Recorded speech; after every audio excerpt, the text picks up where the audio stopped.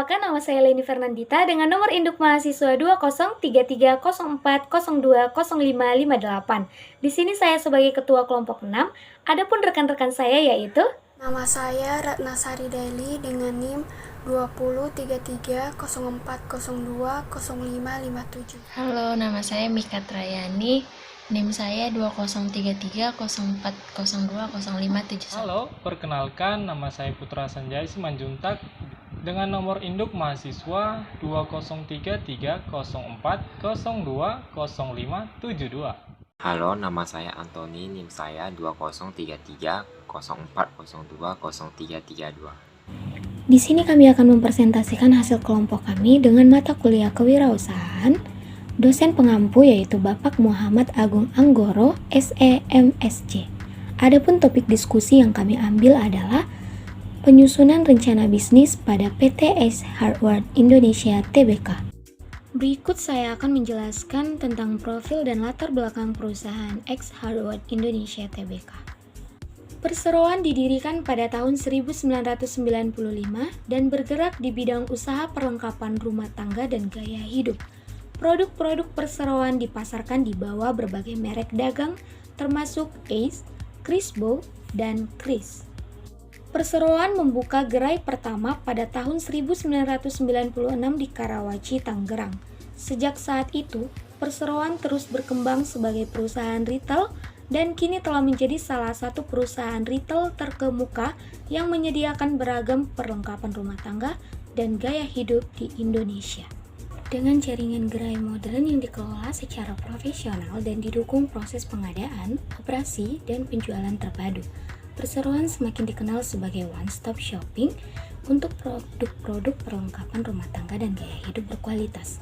Sistem pengelolaan usaha terintegrasi mampu menciptakan nilai tambah produk yang bersifat value for money, sehingga menjadikan Perseroan sebagai the helpful place bagi pelanggan maupun pemangku kepentingan lainnya.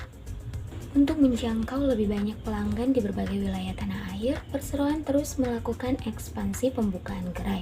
Saat ini, Perseroan telah memiliki 215 gerai Ace Hardware dengan total luas mencapai 506.400 meter per second, tersebar di 50 kota dan 27 provinsi, serta 57 gerai Toys Kingdom dengan total luas 31.400 meter per second, tersebar di 21 kota dan 14 provinsi, termasuk pembukaan Ace Express di tahun 2018 dan berupa gerai yang luas kurang dari 1000 meter per second. Ace Express menjadi tempat berbelanja yang memudahkan konsumen terutama di daerah perumahan dengan menawarkan produk-produk kebutuhan sehari-hari dan saat ini berjumlah 10 gerai. Adapun visi dan misi dari PT Hardware Indonesia adalah sebagai berikut. Visi, menjadi peritel terdepan di Indonesia untuk produk perlengkapan rumah tangga dan gaya hidup. Misinya yaitu menawarkan ragam produk berkualitas tinggi dengan harga bersaing dan didukung oleh layanan terpadu dari tim profesional.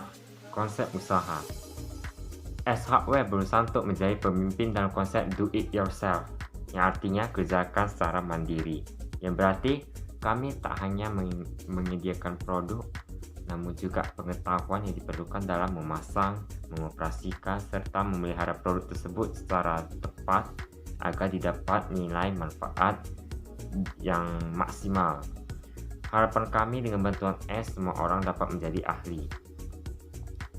Sementara konsep The Helpful Place menjadi jawaban dari beraneka kebutuhan yang jamak yang ditemui pelanggan sehari-hari. Selain melalui koleksi lengkap produk, kami terus berinovasi dan memberikan layanan terbaik dari pre-sale hingga after sales, di antaranya free delivery service, free installation, 10 days return policy, price guaranteed, dan lain sebagainya. Ace Hardware menawarkan bukan sekedar transaksi jual beli barang secara konvensional, namun lebih dari itu pengalaman berbelanja yang memberi nilai lebih, atau yang disebut dengan rewarding shopping experience. Nah, selanjutnya tujuan. Ace Hardware bertujuan ingin memberikan kepuasan kepada pelanggan dengan memberikan pilihan produk berkualitas tinggi dengan harga yang kompetitif dan kemudahan berbelanja yang praktis dan cepat tentunya, serta kemudahan berbelanja seperti berbelanja online yang dapat membeli produk melalui rupa-rupa.com misalnya. Pada analisis produk, S Hardware bergerak di bidang perlengkapan rumah dan produk gaya hidup. Produk S Hardware dikategorikan dalam 3 segmen utama. Yang pertama yaitu perlengkapan rumah, gaya hidup, dan mainan. Namun seiring dengan perkembangannya, S Hardware menghadirkan berbagai layanan jasa seperti pemasangan perabotan, servis, pengiriman otomotif, dan kelistrikan. Selain menjual produk internasional brand, S Hardware juga memiliki produk private label. Hal ini untuk memenuhi kebutuhan pelanggan yang tidak hanya menginginkan produk yang baik, tetapi harga yang baik. Pada strategi pemasaran, S Hardware menerapkan strategi pricing policy, serta jumlah toko atau gerai yang terus mengalami pertumbuhan atau bertambah. Setiap perusahaan tentu memiliki strategi promosinya masing-masing, begitu pula dengan S Hardware. Salah satu strategi promosi public relation yang dilakukan oleh S Hardware adalah personal selling, yaitu dengan menyediakan pelayanan di lapangan di mana biasanya mereka mendampingi konsumen untuk memperoleh suatu produk, dengan memberikan informasi tentang produk sehingga pembeli dapat melakukan pembayaran pada produk tersebut. Analisis SWOT. Ada 4 analisis SWOT pada perusahaan SC Hardware Indonesia. Yang pertama, strength atau kekuatan. Ada 3 poin strength atau kekuatan yang dimiliki perusahaan SC Hardware, yaitu memiliki track record sebagai pengecer peralatan rumah tangga yang berkualitas. Yang kedua, diversifikasi produk yang baik. Yang ketiga, lokasi dan open outlet yang fleksibel sesuai kebutuhan. Yang kedua, weakness atau kelemahan. Ada 2 poin weakness atau kelemahan, antara lain yaitu yang pertama, low entry barrier di industri. Yang kedua, setiap perubahan nilai mata uang asing dapat berdampak pada margin laba. Yang ketiga yaitu opportunity atau peluang.